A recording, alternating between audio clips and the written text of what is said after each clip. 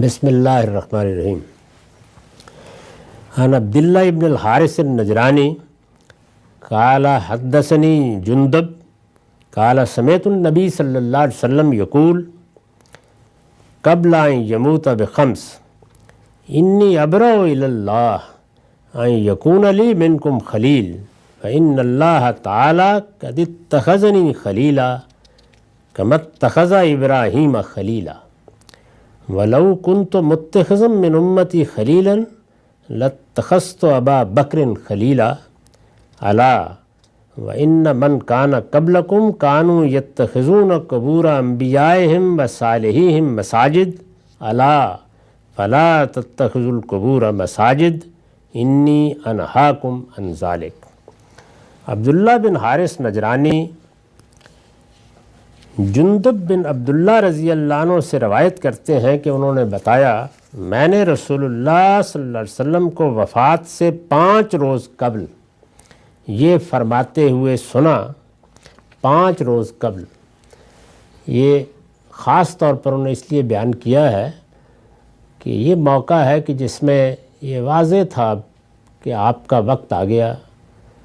وہ مدت پوری ہو گئی، اور جو مرض کی کیفیت تھی وہ بہت کچھ بتا رہی تھی کہ کیا ہونے والا ہے۔ رسول اللہ صلی اللہ علیہ وسلم نے اس وقت بستر پر جو باتیں فرمائی ہیں وہ ظاہر ہے کہ ایک طرح سے وصیت کی حیثیت رکھتی ہیں۔ ان کی بڑی غیر معمولی اہمیت ہے کہ اللہ کے پیغمبر آخری وقت میں کیا چیزیں تھیں جو بیان کر رہے تھے، کن چیزوں کی طرف توجہ دلا رہے تھے، کن چیزوں کی تاکید کر رہے تھے، کن باتوں پر تنبیہ کر رہے تھے۔ تو صحابہ کرام جب بیان کرتے ہیں تو وہ خاص طور پر یہ بتاتے ہیں کہ یہ وفات سے 1 روز پہلے، یہ 5 روز پہلے، یا آخری وقت میں فرمایا تھا۔ تو یہ کہتے ہیں جندب بن عبداللہ رضی اللہ عنہ کہ رسول اللہ صلی اللہ علیہ وسلم کو وفات سے 5 روز قبل یہ فرماتے ہوئے سنا کہ میں اللہ کے حضور اس چیز سے برات کا اظہار کرتا ہوں کہ تم میں سے کوئی میرا خلیل ہو۔ یہ بڑی غیر معمولی بات ہے، یعنی رسالت مآب صلی اللہ علیہ وسلم ظاہر ہے کہ ایک باپ کی حیثیت میں، ایک حکمران کی حیثیت میں، یعنی امت کے باپ کی حیثیت میں، حکمران کی حیثیت سے، اللہ کے آخری پیغمبر کی حیثیت سے زندگی بسر کی ہے۔ لوگوں کا بہت غیر معمولی محبت کا، عقیدت کا تعلق آپ کے ساتھ رہا۔ اس میں ذاتی تعلق، ذاتی دوستی یہ بڑی اہمیت رکھتی ہے، خاص طور پر یعنی یہ تو اللہ کے آخری پیغمبر کا معاملہ ہے، عام انسانوں کے معاملے میں بھی اس طرح کی چیزیں بعض کے مواقع میں ترجیح کا باعث بنتی ہیں۔ تعلقات کے اظہار میں یہی چیزیں ہیں کہ جو فضائل کا ایک بڑا باب پیدا کر دیتی ہیں۔ ہمارے ہاں اگر آپ دیکھیے تو سیاست کی، بات کی معاشرت کی، بات کے فیصلوں کی اگر تفصیلات پڑھی جائیں تو یہ فضائل ہی ہیں کہ جو بہت کچھ نزاعت کا باعث بنے ہیں۔ تو حضور نے اس چیز کو سامنے رکھتے ہوئے یہ فرمایا ہے کہ میں اللہ کے حضور اس چیز سے برات کا اظہار کرتا ہوں کہ تم میں سے کوئی میرا خلیل ہو، یعنی میرا معاملہ یہ اب منفرد ہی رہے گا۔ میں اللہ کا آخری پیغمبر تھا، کسی خاص شخص کا میرے ساتھ غیر معمولی تعلق یہ کسی جگہ بھی حوالے کا ذریعہ نہیں بنے گا، نہیں بنایا جائے گا۔ فرمایا اس لیے کیونکہ اللہ تعالیٰ نے مجھے اسی طرح اپنا خلیل بنا لیا ہے جس طرح اس نے ابراہیم کو اپنا خلیل بنایا تھا، یعنی میری دوستی، میرا تعلق یہ سب اللہ ہی کے ساتھ رہا، اور میں اب اپنے اس پروردگاری کے حضور میں جا رہا ہوں۔ اور ظاہر ہے کہ جس اسلوب میں آپ نے بیان فرمایا ہے اس میں اب یہی کہا جا سکتا ہے کہ اپنے ساتھ دوستی کے لیے اللہ نے خاص کر لیا۔ اللہ جب کسی کو دوستی کے لیے خاص کر لے تو کوئی دوسرا اس کا خلیل کیسے ہو سکتا ہے؟ یعنی یہ بھی بتا دیا کہ میں نے کسی کو خلیل، کسی کو دوست نہیں بنایا۔ یہ خاص معنی میں ہے کہ کوئی رازدار ہے، کوئی دوست ہے، کسی سے خصوصی تعلق ہے کہ کل یہ حوالے کا ذریعہ بنے گا کسی معاملے میں۔ وہ کوئی سیاسی معاملہ بھی ہو سکتا ہے،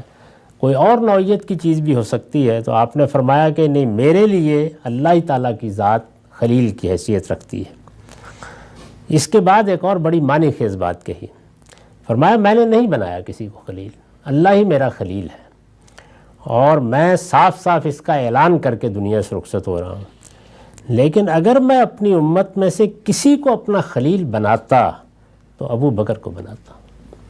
یعنی دوسرے پہلو کو بھی واضح کر دیا، ایک اشارہ بھی ہو گیا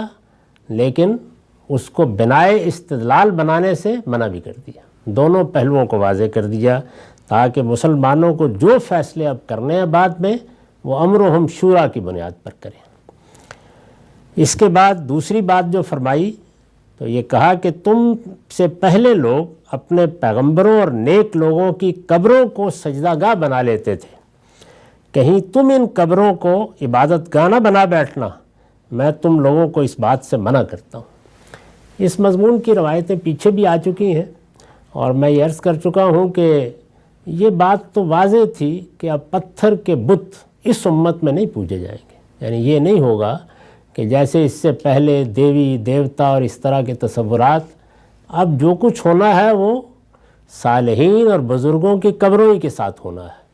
تو بار بار آپ اس موقع پر جب کہ دنیا سے رخصت ہو رہے ہیں یہ بتا رہے ہیں۔ دونوں باتیں بڑی اہمیت کی حامل ہیں، یعنی اگر آپ غور کریں تو دونوں باتوں میں بہت سے قضیوں کو اور بہت سے مفاسد کو اور بہت سے فتنوں کو سامنے رکھ کر رسول اللہ صلی اللہ علیہ وسلم نے پوری بات واضح کر دی ہے۔ بات اس سے زیادہ تفصیل سے بھی ہو سکتا ہے کہ فرمائی ہو، لیکن اس کا خلاصہ یہ ایک صحابی ہیں جنہوں نے اس طرح بیان کر دیا ہے کہ ایک تو میرے ساتھ کسی تعلق کی بنیاد پر کوئی رائے نہ قائم کی جائے، میں نے اللہ کے پیغمبر کی حیثیت سے زندگی بسر کی ہے، میرا خلیل اگر کوئی تھا تو میرا پروردگار ہی تھا، میں اس سے برات کا اظہار کر رہا ہوں کہ اس طرح کا کوئی حوالہ دے کر کل کو کوئی معاملات فیصل نہ کیا جائے۔ یہ بات بتا دی، اشارہ کر دیا کہ اگر یہ حیثیت ہوتی کسی کی تو وہ ابو بکر صدیقی کی ہو سکتی تھی، وہی تھے کہ جن کے ساتھ میرا پہلے سے بھی دوستی کا تعلق تھا۔ دوسرے موقعوں پر فرمایا ہے کہ انہی کے مال سے بھی سب سے بڑھ کر میں نے فائدہ اٹھایا ہے، اور اس کے بعد بھی جس طرح انہوں نے میرا ساتھ دیا ہے تو اگر میں بناتا تو انہی کو بناتا،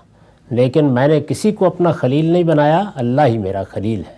یہ حقیقت واضح کی۔ اور پھر ظاہر ہے کہ سب سے بڑھ کر تو پیغمبری کی ذات ہے، یہاں سے کسی نہ کسی درجے میں شرک کی ابتدا ہو سکتی تھی، تو اس میں یہ بتا دیا کہ قبروں کو کبھی عبادت گاہ نہ بنا بیٹھنا، میں تم لوگوں کو اس بات سے منع کر رہا ہوں، یعنی میں نے اپنا فرض پورا کر دیا اور ہر لحاظ سے یہ بات تمہیں بتا دی۔ عن جابر قال نہا رسول اللہ صلی اللہ علیہ وسلم ان یجسس القبر وان یقضى علیہ وان یبنى علیہ۔ اس سے پہلے جو روایت پڑھی گئی ہے یہ صحیح مسلم سے ہے، اس کا رقم تھا 832۔ اس کے بعد اب یہ جابر کی روایت ہے، اس کا متن بھی صحیح مسلم سے لیا گیا ہے اور رقم ہے 1616۔ ترجمہ ہے، جابر رضی اللہ عنہ سے روایت ہے کہ رسول اللہ صلی اللہ علیہ وسلم نے قبر پر چونا لگانے، اس پر بیٹھنے اور عبادت کرنے سے اور عمارت بنانے سے منع فرمایا ہے۔ اس ہدایت سے بھی ظاہر ہے یہی مقصود تھا کہ قبریں لوگوں کے لیے زیارت گاہوں کی صورت نہ اختیار کر لیں کہ مبادا وہ انہیں سجدہ گاہ بنانے لگے۔ تو یہ ہدایت بار بار اس لیے کی گئی اور خاص طور پر اس موقع پر اس لیے کی گئی کہ شرک کا اور اس طرح کے دوسرے مذمومات اور تصورات کا کہ جو مشرکانہ توہمات پر لے جائیں، دروازہ یہیں سے کھلنا تھا۔ تو بار بار آخر میں فرمایا کہ ایسا بالکل نہ کرنا۔ اقول قولی ھذا واستغفر اللہ لی ولکم ولسائر